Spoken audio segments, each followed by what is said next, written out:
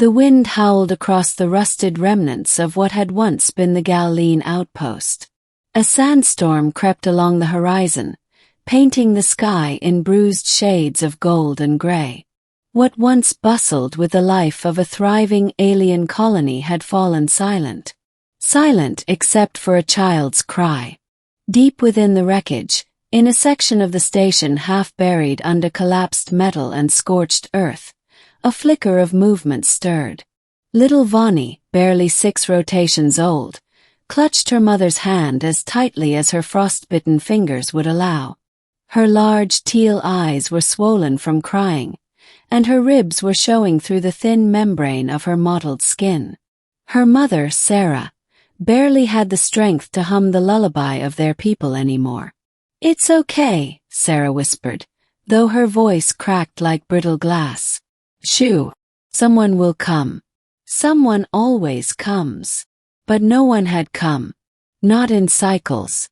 The last transmission had been sent out weeks ago, begging for help, supplies, rescue. Then the power had failed, and the radio fell silent. They had been abandoned after the war, written off as a lost post in bureaucratic systems too bloated to care. The coalition had moved on. The planet was left unclaimed. Survivors were supposed to evacuate, but transport never came. Food had run out, then water, then heat. And yet, that child's cry pierced the dusk. Miles above the atmosphere, aboard the scavenger freighter Talon's wing, human pilot and former Marine Rhys scanned the system from his cracked viewport. The mission was simple. Salvage derelict tech from forgotten outposts. Sell what could still hum. Repeat. He wasn't expecting ghosts. His AI companion, a spherical drone named Kip, buzzed beside him. "Scan shows heat signatures, sir." "Very faint." Rhys leaned forward. "Where?" Kip highlighted a section on the holomap. "Galactic outpost. Supposed to be evacuated 3 years ago." "Supposed to," Rhys muttered. The coordinates blinked. "Weak but there. Life. Send a probe. I want eyes on the surface." Minutes passed in tense silence until the drone's camera flickered to life. Through the dust, it showed fractured steel, shattered domes, and then movement. Huddled. Barely breathing. Child. Rhys didn't wait. The dropship touched down with a metallic groan, landing gear pressing into the brittle sand. Rhys descended, shotgun slung across his back, but his hands empty. He wanted to show them, whoever was left, that he came in peace. Kip hovered above his shoulder, scanning constantly. Life forms ahead. Weak vitals. The corridor smelled of rust and old death. His boots crunched across shards of broken glass and pieces of circuitry. Then he heard it. Cough. Then a faint, desperate cry. He rounded the corner and stopped dead. There were at least 20 of them, huddled in a collapsed storage bay, bodies wrapped in torn thermal blankets, faces hollowed by starvation. Most were children. Some didn't move. In the center, Sera sat with Vani in her lap, too weak to flinch as Rhys approached. She looked up at him wide-eyed, ready for death, but not expecting hope. Rhys slowly knelt.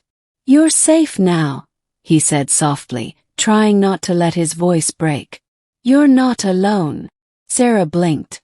She hadn't heard those words in a long, long time. The medical pod aboard the Talon's wing was meant for emergencies, not a full-scale rescue. But Rhys made it work. He loaded all the survivors on board, fed them what he had, recalibrated the life support to accommodate their fragile biology. The children, once silent and afraid, began to stir. One smiled at a pack of crackers. Another laughed weakly at Kip's glowing blue eye. Sera, after a few days of hydration and rest, finally spoke in more than whispers. "We thought we were forgotten." Rhys sat beside her, exhausted. You were. She didn't respond with anger. Just a tired nod, as though that was a truth she had long accepted. Rhys sighed. Not anymore. As the Talon's wing moved through space, headed toward a neutral med station in the Lorthal Belt, Rhys uploaded the recorded footage. Not just of the survivors but the devastation. The child's cries. The failing systems. The emptiness. He didn't embellish. He didn't need to. He titled the feed, "They were starving, forgotten, until a human heard a child's cry." Then he sent it to every contact he had. The Interstellar Relief Guild, coalition diplomats, fringe network broadcasters. He expected silence. Instead, it went viral within hours. By the time Rhys reached the med station, ships were already mobilizing. Relief vessels, doctors, volunteers.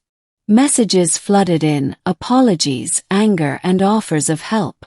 Rhys didn't care about the politics.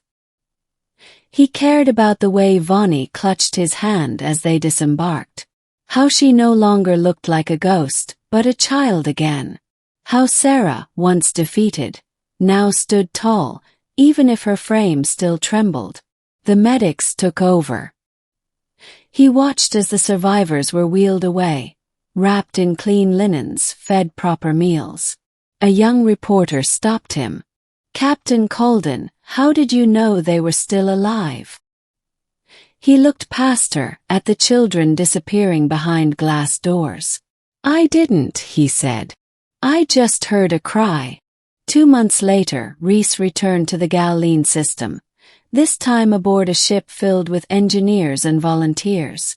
The coalition, red-faced and ashamed, had declared the outpost a priority reclamation zone. The survivors were granted full asylum, compensation, and resettlement.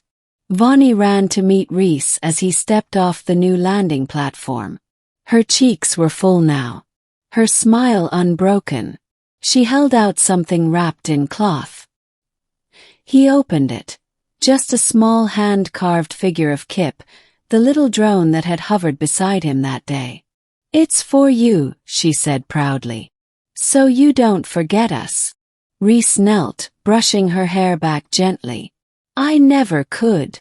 That night, as stars stretched above the quiet planet, Rhys stood alone on a cliff overlooking the repaired outpost. He'd always believed his war was over. But sometimes battles didn't look like firefights or explosions. Sometimes they sounded like a single frightened cry in the dark, and answering it was enough to save a world.